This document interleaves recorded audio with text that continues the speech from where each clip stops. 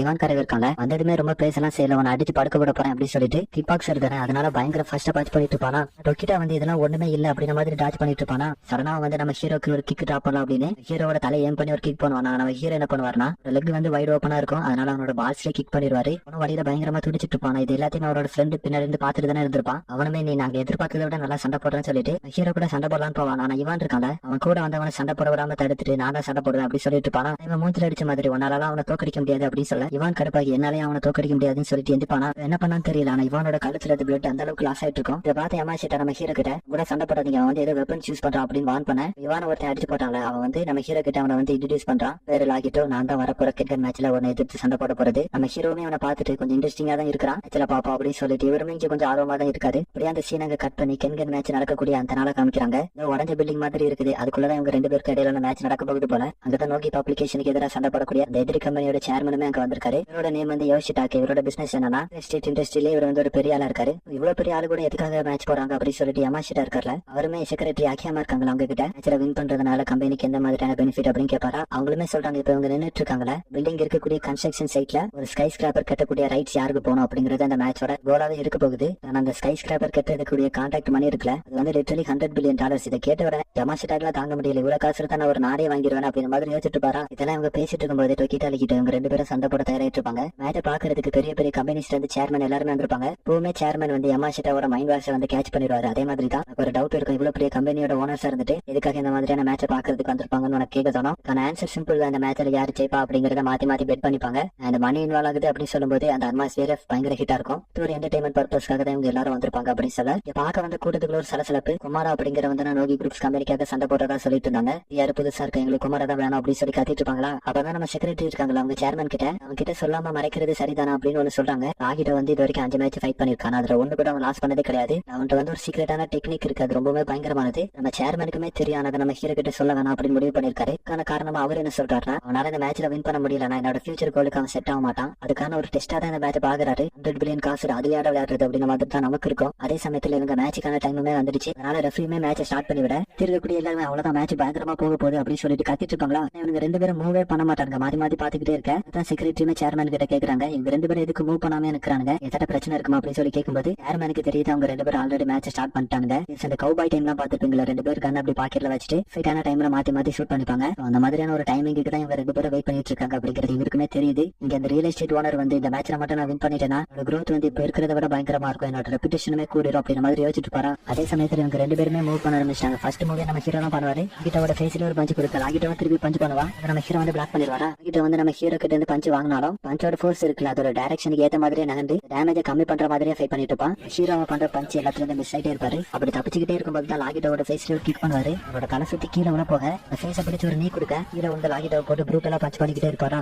சுத்தி இருக்கிறவங்களாம் அவ்வளவுதான் லாகிட்டா தூத்துட்டானோ அப்படி சொல்லி யோசிச்சுட்டு இருக்கேன். இது லாகிட்டோக்கு ஒரு டைம்ல அந்த பஞ்ச் அவனோட கையிலே வாங்க முடியல. கையவன் நகட்ட நம்ம ஹீரோ அவனோட ஃபேஸை போட்டு ஸ்மாஷ் பண்ணிட்டு இருப்பாரு. லாகிட்ட வந்து அவன் கையை வச்சு ஏதோ பண்ணலாம்னு போகும்போது இங்க அந்த ரியல் எஸ்டேட் ஓனர் இருக்காரு அவர் ஒரு மாதிரி சிரிப்பாரு. அவ்வளவுதான் லாகிட்ட வந்து அவனோட சீக்ரெட் வெப்பன் யூஸ் பண்ணிட்டான்னு நினைக்கிறேன். லாகிட்ட வந்து ஹீரோ பார்த்து கையை ஸ்விங் பண்ண மாதிரி தான் இருக்கும். ஆனா அவரோட பாடியில இருந்து பிளட் அப்படி பீச் அடிக்க ஆரம்பிக்கலாம். அப்பதான் லாகிட்டோட மேனேஜர் இருக்காரு அவர் அவனோட இந்த சீக்ரெட் டெக்னிக்கை வந்து ரிவீல் பண்றாரு. லாகிட்டோட ஃபிங்கர் கிரிப் இருக்குல்ல அது வந்து நார்மல் ஹியூமன்ஸை விட பல மடங்கு பவர்ஃபுல் ஆனது. ஆக்சுவலி இதே மாதிரி ஒரு கேரக்டர் பாக்கிலே உண்டு. பேர் தான் மறந்து போச்சு. அவங்க சுத்தி மேட்சை பார்க்க வந்திருப்பாங்க. அவங்க எல்லாருமே லாகிட்டோட வந்து நசிக்கே கொண்டு அப்படின்ற மாதிரி சொல்லிட்டு இருப்பாங்க. இதை கேட்ட உடனே நம்ம ஹீரோக்குமே தெரிஞ்சிடும் இதுதான் ஃபர்ஸ்ட் தடவை லாகிட்டோ இந்த டெக்னிக்கை யூஸ் பண்ணல. ஆல்ரெடி யூஸ் பண்ணிருக்காங்க. இது நம்ம சேர்மனுக்குமே ஆல்ரெடி தெரிஞ்சிருக்கும். பட் அவர் எதுக்காக மறைச்சாரு என்ன காரணம் அப்படின்னு சொல்லி யோசிச்சுட்டு போனா. சோ இப்போதைக்கு லாகிட்டோட சீக்ரெட் டெக்னிக் வந்து நம்ம யமாஷிட்டாக்கு தெரிஞ்சிருச்சா.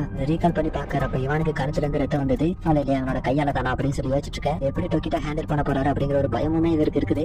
இது வந்து பாக்கி யூனிவர்ஸ் கிடையாது. ஓரளவுக்கு ரியலிஸ்டிக்காவே கொடுக்கணும் அப்படின்னு முயற்சி பண்ணிருப்பாங்க. லிகிட்ட வந்து பெர்சர்க்கர் மூடுக்கு போயிட்டான். அவன் வந்து பஞ்ச் தான் பண்ணணும் அப்படிங்கிற அவசியம் கிடையாது. அவனோட கை வந்து கான்டாக்ட் ஆனாலே போதும் அவனோட ஸ்கின் வந்து கிழிச்சு விட்டுருவான். நம்ம ஹீரோ பெர்ஃபெக்டான டைமுக்காக வெயிட் பண்ணி அவனோட கை கான்டாக்ட் ஆகிறதுக்குள்ளே ஒரு கிக் பண்ணிடுவாரா. இது லாகிட்ட கீழே விழுந்த பிறகு நம்ம ஹீரோவை பார்த்து காலை பார்க்க மறந்துட்டே பாங்க அப்படின்னு சொல்ல ஹீரோட காலை பார்த்து அவரோட காலில் உள்ள சதையை கொஞ்சம் பிச்சு எடுத்திருப்பான். அதனால லாகிட்டோட மேனேஜர் வந்து பயங்கர கான்பிடண்டா இருந்திருப்பாரு போல. ஆனா அடிச்சாலும் அடிக்கிறதுனால டேமேஜ் உள்ளதுன்னு சொல்லும்போது அது ஒரு பெரிய பிளஸ் பாயிண்ட் தானே. ஹீரோ என்னமே டேமேஜ் வாங்கிட்டே இருந்தாருன்னா ப்ளீடிங் ஆகி செத்து போயிருவாரு. இதே சமயத்துல லாகிட்டோ இருக்கான். அவனுமே நம்ம ஹீரோவை பார்த்து உன்னோட நரம்பெல்லாம் பார்த்து வச்சுக்க மனிதா அப்படின்னு சொல்ல நம்ம ஹீரோக்கு ஒண்ணுமே புரியல. நான் மனுஷனா நீ வேற அப்படின்னு சொல்லி கேட்க லாகிட்டோக்கு வந்து இந்த ஹேண்ட் ஸ்ட்ரென்த் ட்ரைனிங் எடுத்து வந்தது கிடையாது. பிறந்த போது இருந்து இந்த ஸ்ட்ரென்த் அவன் கூட இருந்திருக்கு. அதனாலே அவன் பிறக்கும் போது மற்ற குழந்தைகள் மாதிரி இல்லாம வித்தியாசமா தானே பிறந்திருக்கான். இவனே அவனை வந்து ஒரு சூப்பர் ஹியூமன் அப்படின்னு கிளைம் பண்ணிட்டு இருக்கான். அது மட்டும் இல்லாம லாகிட்ட வந்து அவனோட ரியல் நேம் இருக்குல்ல வந்து அவன் யாருக்கிட்டயுமே சொன்னது கிடையாது. ஆனா நம்ம ஹீரோ நல்லா சண்டை போட்டு பாருல. அதனாலே நான் உனக்கு மட்டும் சொல்றேன்னு சொல்லிட்டு இச்சிரோ நக்காட்டா அப்படிங்கிற அவனோட நேமுமே சொல்லுவான். கேட்கறதுக்கு நல்லா தானே தானடா இருக்கு, அப்புறம் எதுக்குடா மாத்தணும் அப்படின்னு சொல்லி நம்ம ஹீரோ கேட்க, தெரியாத ஹீரோஸ் அவங்களோட ரியல் நேம் வச்சு சொல்ல மாட்டாங்க. சோ நான் வந்து ஒரு சூப்பர் ஹியூமன் ஹீரோவா இருக்கும்போது லாகிட்டோ அப்படின்னு என்னோட பேரை மாத்திக்கிட்டேன். நம்ம ஹீரோ லாகிட்டோ பார்த்து ஹீரோஸ் இந்த அளவுக்கு அதிகமா பேச மாட்டாங்கன்னு சொல்ல, உண்மை திமிர அதை நீ சொல்லக்கூடாது, என்னோட எபிலிட்டி கிட்ட உங்களுக்கு மாதிரி நார்மல் ஹியூமன்ஸ் நீங்க கிட்டே வர மாட்டீங்க அப்படின்னு சொல்லுவானா. ஹீரோ வந்து லாகிட்டோ கிட்ட இவ்வளவு நேரம் பேச்சு கொடுத்ததுக்கான காரணம் கிட்ட வேற ஏதாவது எபிலிட்டி இருக்குதா அப்படிங்கறது தெரிஞ்சுக்கிறதுக்காக தான் பேச்சு கொடுத்திருப்பாரு. அவனுமே வாயால ஒத்துருப்பான் என்கிட்ட இந்த ஒரு எபிலிட்டி தான் இருக்குது அப்படிங்கிற மாதிரி. நம்ம ஹீரோ வந்து கன்ஃபார்ம் பண்ண வேண்டியதை கன்ஃபார்ம் பண்ணிட்டாரு. இவங்கிட்ட இந்த ஒரு எபிலிட்டி மட்டும் தான் இருக்குது. அவனோட இந்த டெக்னிக்கு எதிராகவும் எப்படி சண்டை போடணும் அப்படிங்கிற பிளானுமே அவர் போட்டுட்டாரு. அந்த ஒரு கான்பிடென்ட் லாகிட்டோ கிட்ட போய் நிப்பாரா. நம்ம ஹீரோ வந்து லாகிட்டோட ஜோன்குள்ள போய் நின்ன உடனே அவரோட மாஸ்டருக்கு பயங்கர எக்ஸைட் ஆயிரும். லாகிட்டோ அவனை முடிச்சு தரல, அவன் கிட்ட தான் இருக்கலாம் அப்படின்னு சொல்லி கத்துவாரா. உண்மை அது எனக்கு தெரியும், நீ இல்லாத ஒன்னு சொல்ல வேணாம் அப்படின்னு சொல்லிட்டு நம்ம ஹீரோ முடிச்சு தள்ளிடலாம் அப்படின்னு சொல்லிட்டு போகும்போது அந்த அட்மாஸ்பியரே மாறுது. நம்ம ஹீரோக்கு ஒண்ணுமே நடக்கல, இருக்கிறவங்களுக்கு எல்லாம் ஒண்ணுமே புரியல. லாகிட்டோட கையில இவரோட கையை வச்சுட்டு பாரு. சேர்மன் வந்து நம்ம ஹீரோ எந்த மாதிரியான டெக்னிக்கை யூஸ் பண்ணிருக்கா அப்படிங்கறத கண்டுபிடிச்சிருவாரு. லாகிட்டோட கிரிப் வந்து அது கண்டிப்பா ரொம்ப ஸ்ட்ராங்கானதுதான். அந்த கிரிப் ஒர்க் ஆகணும்னா அதுக்கு அவன் முதல்ல பிடிக்கணும். இன்னொரு பாசிபிலிட்டி அவன் எப்படி அதை யூஸ் பண்ணுவானா, ஃபோர்ஸ் கொடுத்து ஆப்ஜெக்ட் கிளிப்பா அந்த மாதிரி யூஸ் பண்ணுவான். இப்போ ஃபோர்ஸும் பண்ண வழி இல்லாம கிரிப்பும் பண்ண விடாம நம்ம ஹீரோ பிடிச்சிருப்பாரா. வந்து லாகிட்டோ ஒரு கை தானே பிடிச்சிருக்கேன், இன்னொரு கை சும்மா தானே இருக்கு அப்படின்னு சொல்லிட்டு இந்த கையால நம்ம ஹீரோ அட்டாக் பண்ண வரும்போது அதை பிளாக் பண்ணிடுவாரு. அந்த ஃபிங்கர்ஸ் அவர் மேல படாத மாதிரி பிளாக் பண்ணுவாரா. இங்க லாகிட்டோ வந்து எதாட்ட பண்ணி அவனை அடிச்சலாம் அப்படின்னு சொல்லிட்டு இன்ஸ்டன்ட் கொடுக்க நம்ம ஹீரோ அவனை ஓவர் பவர் பண்ணி அவனோட ஃபேஸ்ல ஒரு கிக் கொடுக்க மறுபடியும் அடிக்கிறதுக்காக வருவா. அதை வந்து டாச் பண்ணி லட்சுமிலேயே ஒரு அப்பர் கட் கொடுக்கும்போது